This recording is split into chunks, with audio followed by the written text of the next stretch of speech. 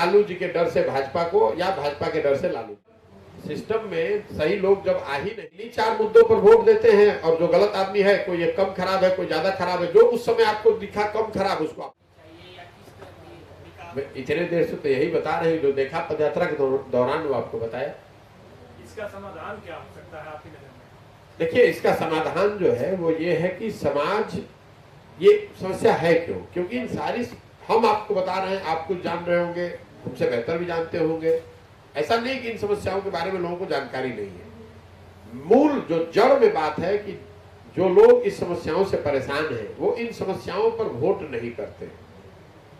समस्या उनको मालूम है, परेशानी उनको हो रही है, लेकिन जब वो वोट करते हैं तो वो जाति के आधार पर, धर्म के आधार पर, भारत पाकिस्तान, पुलवामा, चाइना के नाम पर, या लालू जी के डर से भाजपा को या भाजपा के डर से लालू जी को। तो इन चार वजहों से जब आप अपनी समस्याओं पर वोट ही नहीं करेंगे तो आपकी समस्या सुधरेगी नहीं। प्राथमिकताएं जो हैं वो ही चार हो गई हैं: जाति, धर्म, राष्ट्रवाद, भारत पाकिस्तान, या फिर एक वर्ग है जो लालू के डर से भाजपा को वोट देता है और भाजपा के डर से लालू को वोट देता है। इसी वजह से ये समस्याएं कभी सुधरती नहीं है। जो जनप्रतिनिधि है वो इसकी चिंता ही नहीं करता है कि काम हो या न हो, वो चिंता ये कर रहा है कि मेरा जातिगत समीकरण ठीक है कि नहीं, वो चिंता इस बात की कर रहा है कि भारत पाकिस्तान पर नीचे पोलराइजेशन हो रहा है कि नहीं, वो चिंता ये कर रहा है कि हमारे सामने अगर लालू जी रहेंगे तो हमको वोट, भाजपा के हम हैं तो हमको मिल ही जाएगा, या अगर आप लालू जी के कैंडिडेट हैं तो आपको ये लगता है कि जब तक भाजपा सामने लड़ रही है तो हमको सारा मुसलमान वर्ग हमको वोट देता ही रहेगा। तो जब जनप्रतिनिधियों का ना चुनाव हो रहा है समस्याओं पर, ना जनप्रतिनिधि उन समस्याओं की चिंता कर रहे हैं, तो स्वाभाविक तौर पर ये समस्या बनी रहेगी।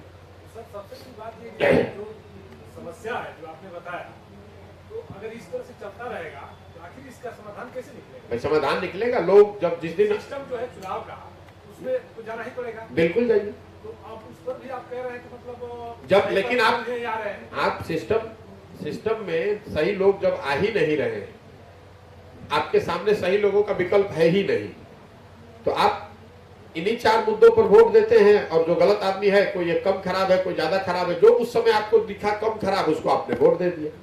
वही चीज मैं पूछ रहा हूँ कि मैंने आपकी नजर में कैसे बने इसको सुधारना? अरे सुधारने का यही उपाय है कि पहले तो संकल्प जनता ले कि भाई हम इन चार विषयों पर न फालतू की बातों को न करके अपनी समस्याओं और अपने बच्चों के भविष्य के आधार पर वोट देंगे।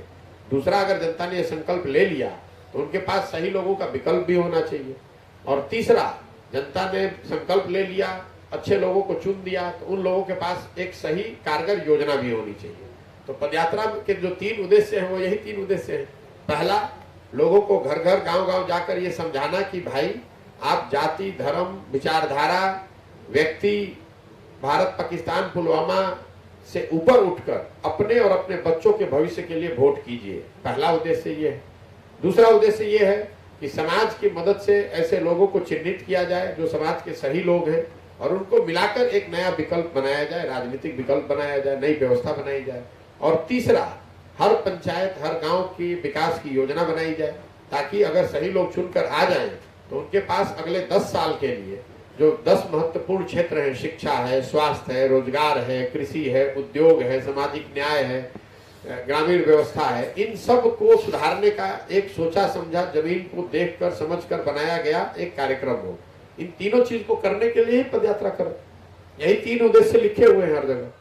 इन्हीं चार मुद्दों पर वोट देते हैं और जो गलत आदमी है, कोई ये कम खराब है, कोई ज्यादा खराब है, जो उस समय आपको दिखा कम खराब, उसको आपने वोट दे